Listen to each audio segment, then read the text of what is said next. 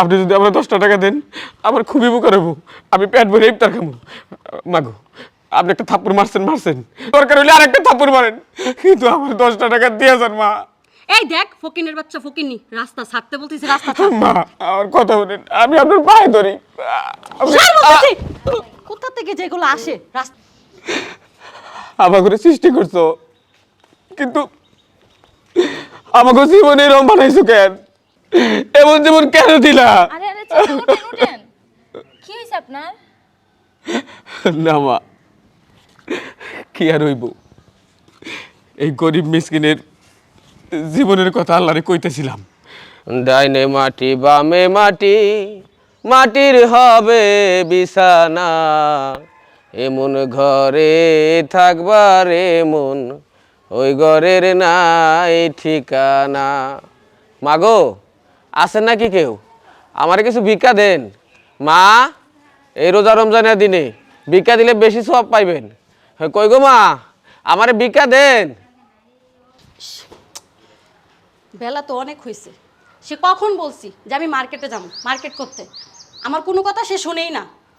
তাছাড়া আমার কি টাকা পয়সার অভাব নাকি? বলে কি 60-70 হাজার টাকা মার্কেট করছে, আর কি করবা?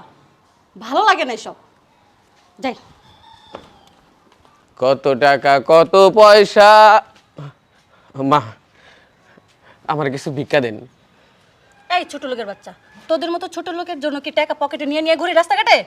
মাগো, আমরা গরিব মানুষ, ফকির মানুষ, আপনারা যদি ভিক্ষা না দেন আমরা পামু কই?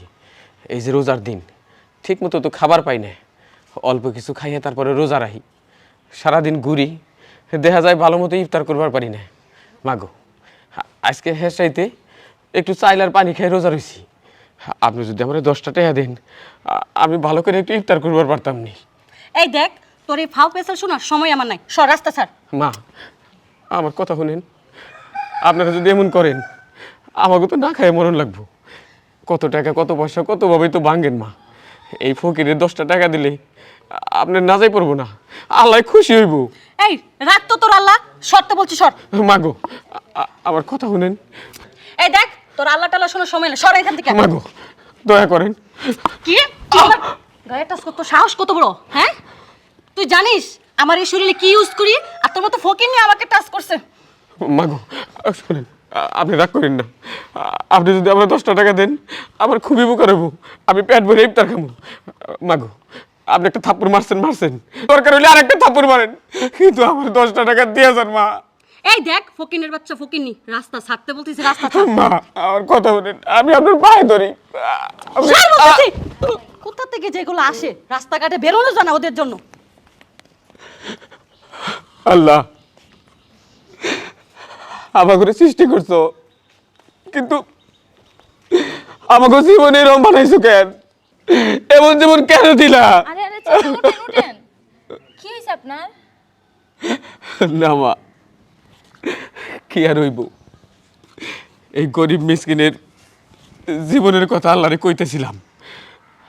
মানুষের কাছে হাত পাতি, মানুষ 2 টাকা সাহায্য না করবার পারে, চরটা ঠিক মতো পারবার পারে। জানো মা, এই ম্যাম সাহেবের কাছে 10টা টাকা চাইছিলাম ইফতার করুম, ম্যাম সাহেব আমার তো টাকা দিলই না, আমার মারধর করলো। তাই এই আরজি আর কার কাছে কমু, ওই আল্লাহরে কইতেছিলাম।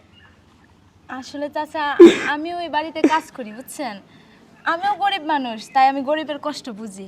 তো চাচা ওর এই ব্যবহারে কিছু মনে করেন না। আর আমার কাছে টাকা নেই, কিন্তু এই 50টা টাকা আছে, আপনি তাই নেন, তাই দিয়ে আপনি ইফতার করেন। মাগো, মানুষের খালি টাকা থাকলে তার মন বড় হয় না, সবাই দান করবার পারে না। আমি রোজা মুখে তোমার দোয়া করি, আল্লাহ তোমার মঙ্গল করব মা, মঙ্গল করব। আচ্ছা চাচা আমি আসি। হ্যাঁ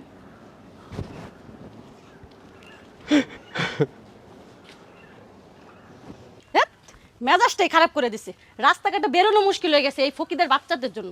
তো লাগে আউ, ও মা, মোর কোমর গিয়েছে। ওলা গো, ইস, রাস্তাঘাটে কেউ নাই, এখন কেমনে উঠবো?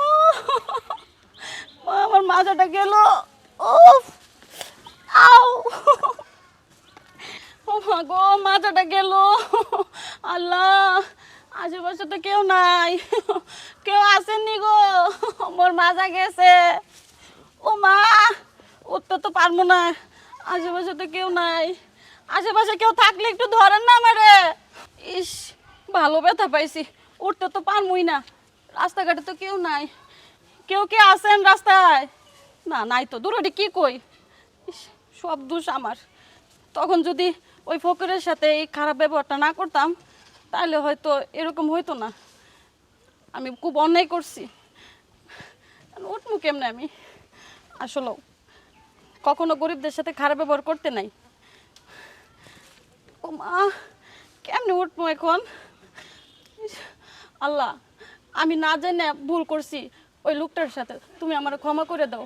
আর কখনো এমন হইব না।